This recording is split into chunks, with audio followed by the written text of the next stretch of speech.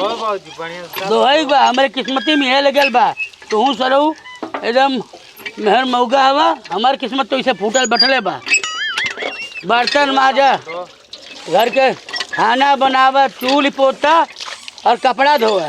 हाँ ए गोबरिया सत्यार बैठ के नल चलाई बा झाड़ू पोछा के करी दा अम्मा दा दा धो। अरे धोआली मिल के धोआली तब झाड़ू पोछा होई का मिल के धोले है जूठ काट बर्तन जहाँ तहाँ के खोजात नहीं कि ऐसे धोआता। अरे मतलब का 24 घंटा हमन के तुहार नौकरानी हो गई बाटी मर्द। हाँ अरे मर्द बन के रहे था जब देखा तब तो लोग साड़ी फिचेबू छोट मोट कपड़ा फिचेबू हई नरदहा साफ करेबू ये करे खातिर आइल बाड़ू घर में वही लायक बढ़ले बड़ा तो करबा कौन चीज। अरे तू नहीं बाड़ू ना किस्मतिया फूटल लल पर मेहरू पाके तू सरऊ देख नहीं पावला तो का करी शर्म लिहा धो के पीट डाले बाटू तू लोग। हाँ 24 घंटा ये हम साड़ी फिचिए बर्तन धोई। हाँ मतलब शर्म हम करी जब तोहरे जैसन ढेका मुड़ी पर बना जाई त कौन ची के हम नहीं दो तू बातों ने कटरीना के अब नहीं दो का खेल भी बताओ जो नहीं रहे चल दो अपने वही अपने भाई वापस करवावे। तो नहीं कर पता अरे हम के चपरासी समझ में बने अरे अरे बाप अरे बाप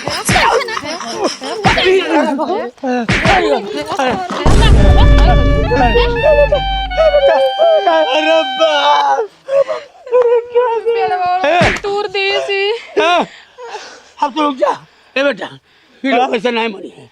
हाँ ये लोग घर में दारू चलवा देले ना आज हम उनके हरेस पी के आवल जाई आवे तो पी के आवे खेला बेला तू न बाहर से पी के अगर दूध ने आई गई लो ना ठीक है और पीठ पे का चमड़ा नहीं बची। हाँ ऐसा नहीं चल बेटा आज बता दे आओ आओ चल आवे तो तू पी के आवे तो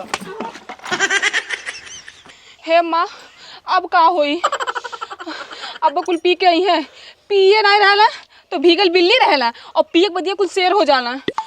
तो बहु टेंशन मत करा घर में के दारू तो चुरा दिल बाड़ू। हाँ वो लोग का पी के आवे लो हमनी को कम नहीं वो लोग का कूट के चटनी बना दिल दे। ठीक बा चला ए सरवा निकाल तोरा मायरा मुख छुपारो गल जिलेबी यार निकाल बहरा।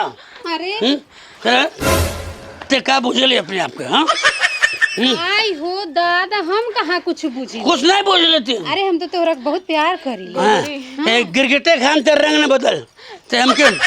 हाँ ते हमके औकात की बात करती है।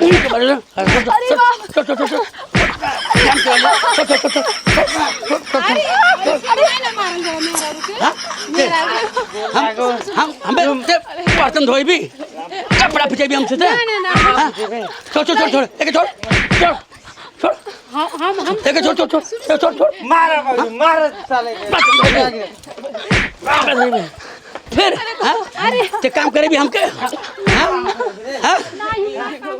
एक डिब्बा अंदर गोरखपुर का सिकंदर ये पावर ऑफ दारू है। बोल घर के काम से करे भी नहीं नहीं कराई। हाँ ना करे भी नहीं कपड़ा धो भी खाना खाए भी बर्तन धो भी। हाँ कान पकड़ दोनों मेरा कान पकड़ रुक दोनों मेरा कान पकड़ दोनों मेरा कान पकड़े पर तू के भर भर के प्यारो करब छोड़ दे। अरे पे कान पकड़ उठ बैठ बैठ एक दो तीन बोल आज के बाद हमन के बर्तन धोल जाए। आज के बाद हमनी के बर्तन धोल हमन के कपड़ा धोल जाए। हमनी के कपड़ा धोल से तू लोगन कबो करी आए नहीं तू लोग इनके कब्बो करिए अपना। अगर दोबारा कबो करी होले फिर हमन के सांच के फिर वो बंटी जीरा पे के आवल जाए और तू लोगन के मार के खेरा बना धोल जाए। ठीक हो ना ठीक बा ठीक है ना माई के गोल लागो।